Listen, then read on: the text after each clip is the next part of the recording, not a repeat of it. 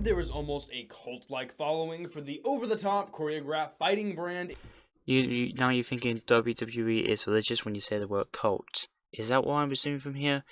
Also, choreographed, like, come on man, you know that WWE is a scripted show. Is enough to be the absolute worst. But let's take some time to talk about a few of the things you might not know about it. Well, which most of the hardcore WWE fans might know about easily, so this must be interesting for me. Let's start with a real cheery one. In 1999, wrestler Owen Hart, or his alter ego, the Blue Blazer, was meant to enter the ring from the rafters, but because of an issue with his harness, he fell from the rafters to his death. It was an accidental death, it wasn't meant on purpose, so what you're saying is that you think that WWE actually meant to kill Owen Hart? This is really fucked up. This was an accident.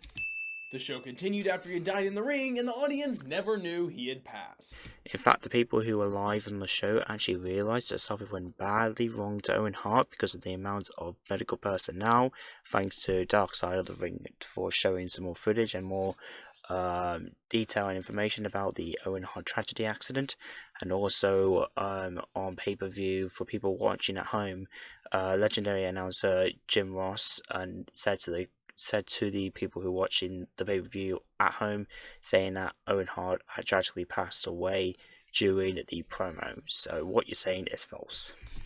15 years later, WWE decided it would be a good idea to air the event on the WWE network. It's a freaking pay-per-view, what do you expect?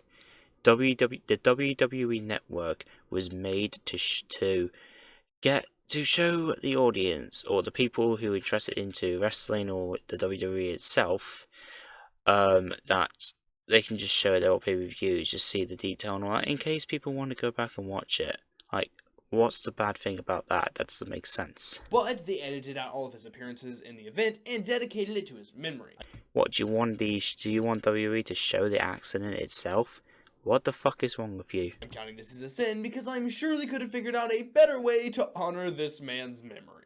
In fact, the following night they dedicated the Raw episode to be known as Raw is Owen, so they made a tribute show towards Owen Hart the following night on Monday Night Raw. That's not a sin.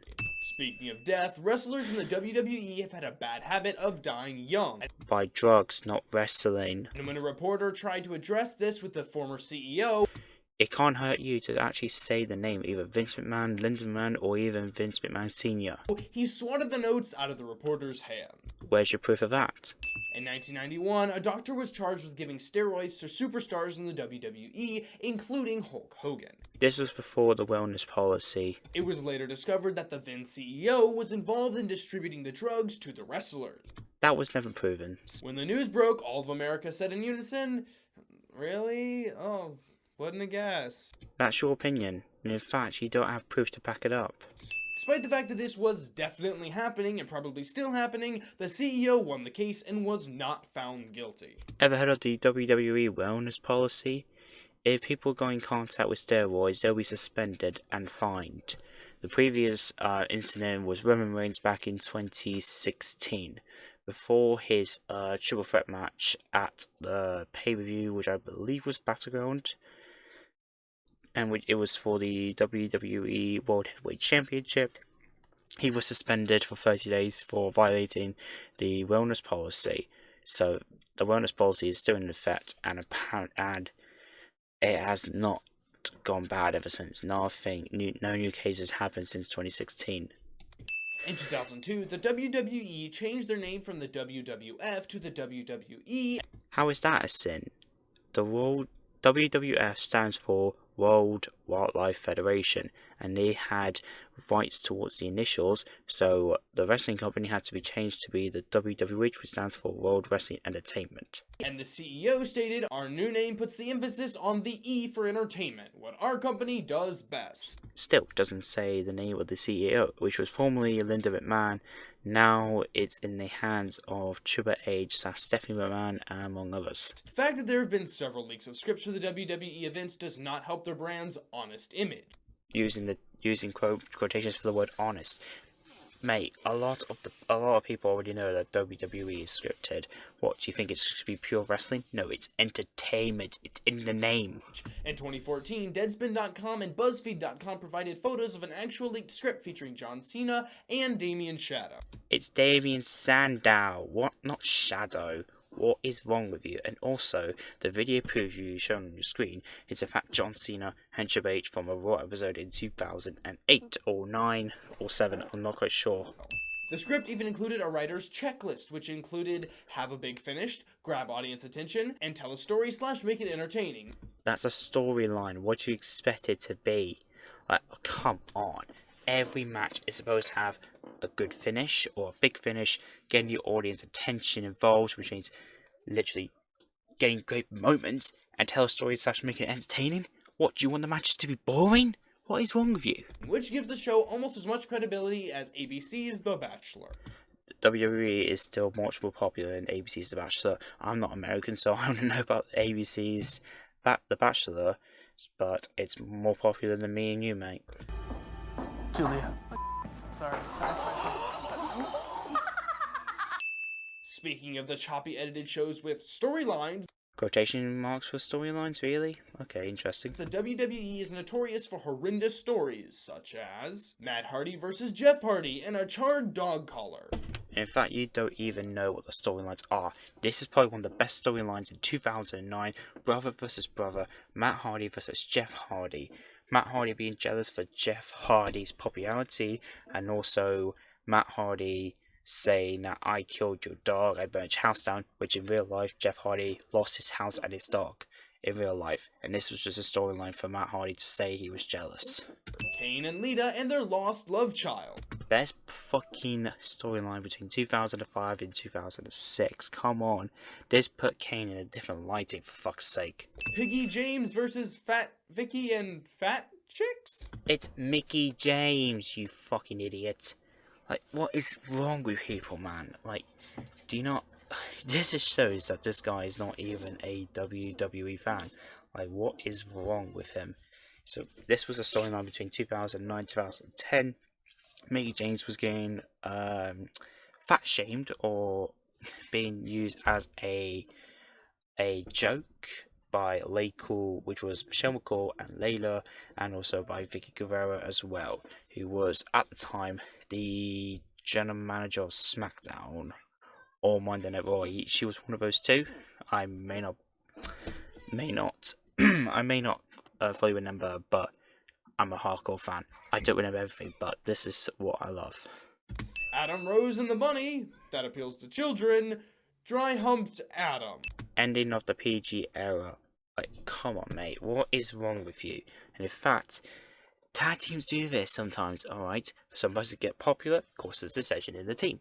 And the person who was in the bunny, which was Justin Gabriel, former WWE superstar, was getting much more popular than Adam Rose. So this caused dissension, and it put Adam Rose as a bad person, especially a few weeks after this, he turned heel. Eddie Guerrero, Rey Mysterio, and Dominic and the Father mix-up. Best fucking storyline in 2005. Come on. Do you bloody research, man. One of the best storylines in 2005, resulting into a lot of matches between these two. Rey Mysterio and Eddie Guerrero. Rest in peace, Eddie Guerrero. Missed you a lot already. 17 years gone too early. Yeah, this guy is making mistakes. The CEO's family abusing Jim Ross, which drags on forever. And involving Michael Cole as well in the later part of 2011. It was about 2010, 2011, Michael Cole, commentator, turned heel, and was usually the bad commentator, but he was really damn good though, to be honest, at being a heel.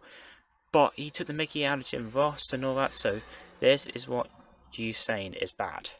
Chavo Guerrero versus Hornswoggle and the repetitive humiliation. That laugh he makes is fucking horrible, and also that's not horrendous, it's just funny. Muhammad Hassan and the London bombings. Enough said. Was a coincidence. WWE did not predict the London bombings to happen after they pre-recorded this segment. That was just a pure coincidence. That's not their fault. Katie Vick, who Kate killed in a car accident, and he had sex with her dead body. That's Triple H, in fact, in the K mask, and in fact, that's not Katie Vick's body, that's a dummy. The WWE is not only known for its professional athleticism. What, do you want the people who go in the WWE to be unfit, fat, and all that? Come on. But for producing some of today's most critically acclaimed actors. The Rock, John Cena, and Hulk Hogan. You're counting these as sins. Like, what is wrong with you? You're counting these three, as sins. The Rock and John Cena became one of the most profitable, best actors that came with the WWE.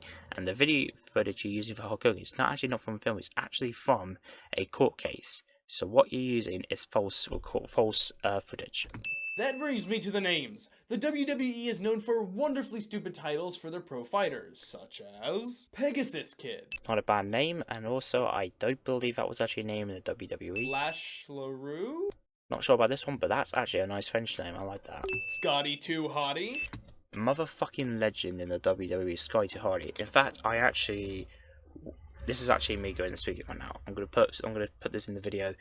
I went to a local wrestling event in my hometown of Exeter, and Scotty 2 Hotty appeared during the event. I actually have pictures, which I should be putting on the screen right now, and also I recorded him doing the worm, and oh my god, it was one of the best things I've seen. My god, it was so iconic. Anyways, let's continue on. Chili McFreeze, Which was never even used, and in fact, this was never used. In fact, this was brought up. But however, WWE decided to go with Stone Cold Steve Austin, which is a badass motherfucking name. And if he said that Stone Cold Steve Austin was a bad name, a lot of people would kill you. Big Dick Johnson, Bad name, but the character wasn't too bad. But the name wasn't. It was meh. It wasn't bad. and Beaver Cleavage, which are all names I would expect to hear in a strip club in Mississippi. Did you or your mother work there?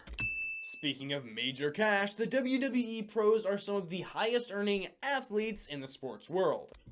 WWE is $1 billion company. Like, what do you expect? They're not going to be just saying, okay, here's 20 cents, here's 50 cents. No, they're paying them a lot because of their contracts. For example, The Rock made $3.5 million over the course of 3 years and only made special appearances. He didn't even fight. Using the word fight, you could have said matches. In fact, he had 5 matches. He had matches against CM Punk, R-Truth, The Miz, and John Cena. Like, come on. He faced John Cena twice, he faced The Miz and R-Truth in a tag team match, and he faced CM Punk twice. What is wrong with you? The Rock's last match in the WWE was in 2016, when he faced Eric Rowan in a squash match. Let's not forget the role And also, it's The Rock. He's a celebrity. He sold out arenas when he gets announced. Even John Cena does as well. Like, come on. that women, aka divas, play in the WWE. The divas are known for being scantily clad and also for being over the top in their acting and emotion. Half of the women's roster was probably the best female superstars that have been involved in the WWE. So what you're saying there is completely false. And in fact, if it wasn't for the women's revolution, the women's superstars we see right now may have never even stepped in the WWE. Many people have complained about how demeaning the WWE is towards women. Never seen a complaint about that in all my life. Oh, I heard a complaint about that, so that's false.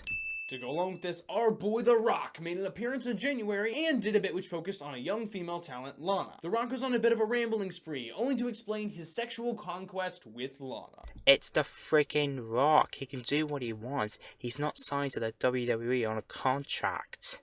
Speaking of sexual conquest, there were several allegations that employees of the WWE offered sexual favors for career advancements. In fact, you don't show proof about this. That's just your allegation and that's your opinion.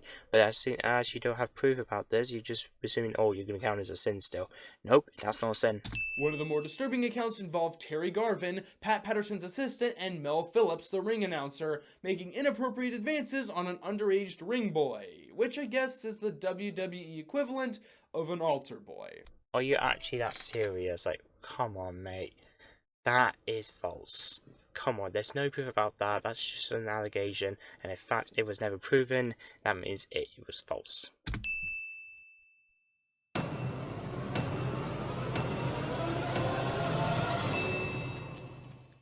To be honest, that's probably what your mum does anyway.